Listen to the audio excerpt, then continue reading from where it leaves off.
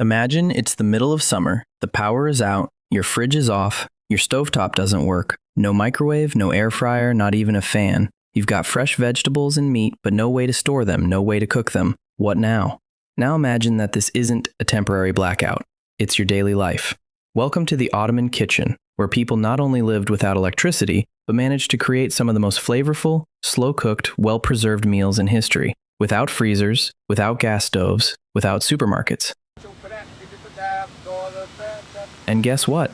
A lot of their methods still work today and can teach us how to survive, thrive, and eat well even when the lights go out.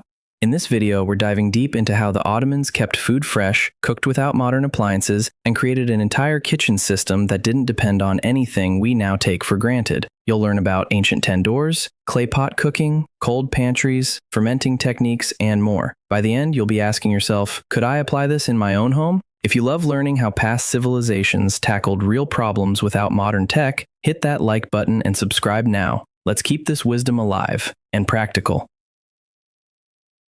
Let's start with the heart of the Ottoman kitchen, the tandoor, or as it was called in Turkish, tandoor.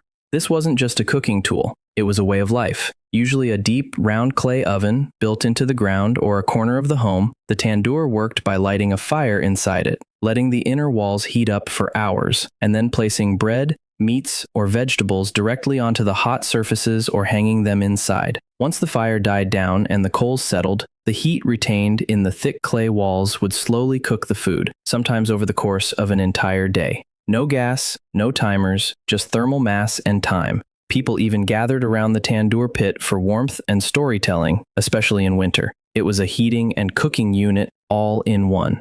And if you think you need a modern oven to slow roast a lamb, think again. The Ottomans were doing it with dirt, fire, and clay. Another genius method, the guvek, or clay pot cooking. Meals were layered in clay pots with vegetables, meat, herbs, and water or broth, then sealed and either buried near hot coals or placed in a communal bakery oven.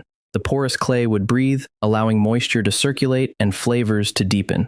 This wasn't fast food, this was slow food, and it was incredibly nutritious. The guvek technique naturally tenderized tough cuts of meat and preserved minerals and vegetables far better than boiling or frying. And guess what? Clay pot cooking is making a comeback, not just because it's Instagram-worthy rustic, but because it actually works and requires no electricity. If you've ever wanted to try cooking on a fire while camping or even in a backyard oven, a guvek-style pot is one of the best tools you can get. Now let's talk preservation. Without refrigerators, the Ottomans had to get creative, and they absolutely did. The first key technique, the keeler, a pantry or cellar space, often underground or in the coolest part of the home, with thick walls and small ventilation holes. These keelers were built to stay cool year-round. Inside, food would be stored in ceramic jars, tied in cloth, or hung to dry. It was the original off-grid fridge. Cheese was stored in salted water or olive oil. Meats were dried, salted, or sometimes smoked. Olives were preserved in brine. Vegetables were either pickled or dried, depending on the season. And most importantly, families had systems, routines for rotating food stocks, fermenting in the right months, sun-drying at the right times of day. This wasn't guesswork. It was practical science passed down through generations. Another trick? Storing milk as yogurt. Yogurt was not only easier to digest, it lasted longer, and could then be turned into dried yogurt, kurut, for even longer storage. Add water later, and you had instant soup. No packaging waste, no refrigeration, no energy bill. Just common sense. Still with me? If this kind of knowledge excites you, now's a great time to hit that like button. It helps more people discover this forgotten survival wisdom. And if you're not subscribed yet, join us. There's a lot more to come. Now here's a technique that might surprise you. Sun drying. In Ottoman times, fruits like apricots, figs, grapes, and tomatoes were sliced and dried in the open air, on clean linen sheets or wooden trays. But it wasn't just about tossing them outside. People carefully timed the drying with the hottest hours of the day, shaded them at night to prevent moisture, and brought them in if there was wind or dust. Even the drying racks were often raised and angled for optimal airflow. Drying not only concentrated flavors, it reduced the weight and volume of food, made transport easier, and extended shelf life by months. Modern dehydrators? The sun did the job just fine. Let's move to fermentation, one of the greatest off-grid techniques of all time.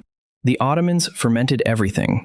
Cabbage into sauerkraut, milk into kefir, turnips into the famous shalgam drink.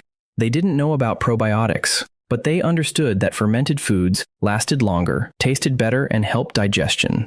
Large clay barrels were filled with brined vegetables, weighted with stones, and stored in cool places. No plastic, no preservatives, no fridge. Even meats had fermented versions, like sojuk, fermented sausage, and pastrma, cured beef with spices. These protein-rich, high-fat foods were perfect for long winters and travel. And today, they're gourmet. One of the most overlooked survival tools of the Ottoman kitchen was community ovens. Not everyone had a home oven, so neighborhoods had large stone or brick ovens shared by multiple families. Women would prepare their dishes at home, often guvech pots or trays of dough, then bring them to the communal oven in the morning. This was efficient, social, and wood-saving. A single fire cooked dozens of meals, and because the oven stayed hot all day, it served for bread, slow-cooked stews, and even drying fruits or herbs. Ever hear of ash baking? In rural areas, bread was sometimes buried under hot ashes and left to cook. The ashes acted like insulation, retaining heat evenly. It might sound primitive, but the result was smoky, chewy, unforgettable. Let's talk about the tools. Ottomans didn't have stainless steel or Teflon. Knives were hand-forged. Cutting boards were just thick wood slabs. Food was stored in clay, glass, or sometimes tin. And every kitchen had a mortar and pestle, not as decoration, but daily use gear. Grinding spices by hand wasn't just about flavor. It preserved essential oils that pre-ground mixes lose. Today, we buy spice grinders. They just use their hands. Now think of fuel. No natural gas, no induction burners. Cooking was done with firewood, charcoal, dried dung, or sometimes olive pit husks. People learned to manage heat by touch and smell. No temperature gauges, no timers. Yet the results? Legendary. From baklava to lamb stew, the timing and temperature came from experience, not electronics. Let's pause and compare. Today, our kitchens are filled with gadgets. We've got mixers, air fryers, microwaves, sous vide machines, but are we really more independent? One blackout and most of us are helpless. In contrast, the Ottoman kitchen, though seemingly primitive, was designed to function without any external infrastructure. It didn't need power, it needed knowledge. And that's what you can start rebuilding, even slowly. You don't need to live like it's the 1600s, but maybe try drying tomatoes in the sun, or make yogurt at home. Cook a stew in a clay pot on the fire. Not only will you taste the difference, you'll feel empowered. So what's the takeaway? The Ottoman kitchen wasn't just about food. It was a system of survival. It was local, seasonal, communal, and zero waste. And it was delicious. In times of crisis, war, famine, power outages, this kitchen kept people alive, nourished and connected. Can you do the same? If your power went out for a week, how would you cook? How would you preserve your food? Would you survive? Let me know in the comments. And if you've ever tried any of these methods, like clay pot cooking or fermentation, share your experience. Don't forget to like and subscribe. This channel is about remembering what worked and bringing it back when it matters most. We don't just admire the past, we learn from it. Until next time, stay curious, stay capable, and maybe keep a guvech pot nearby. You never know what'll come in handy.